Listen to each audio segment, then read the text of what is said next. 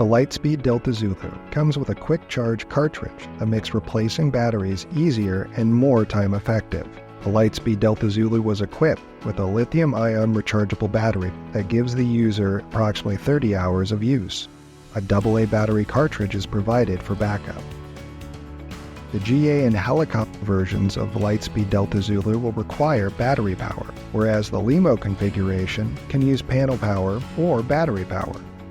To replace batteries, hold down the two tabs on the sides of the lower portion of the battery box near the Lightspeed logo. Pull the cartridge away from you, and it will separate from the rest of the battery box. The UAC or Universal Accessory Connector provides a single point of access for charging, data communications, and auxiliary audio. This gives you a way to use your headset for whatever purpose you're looking for, with the most cable types on the market.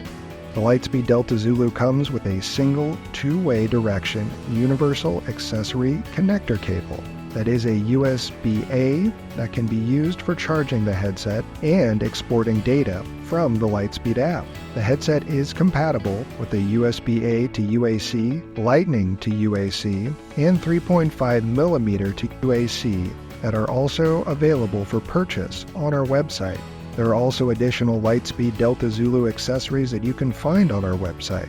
With both the USB-C and USB-A to UAC cables, you'll be able to use them for charging for that lithium-ion batteries. The USB-A cable can also be used to charge your headset while in flight.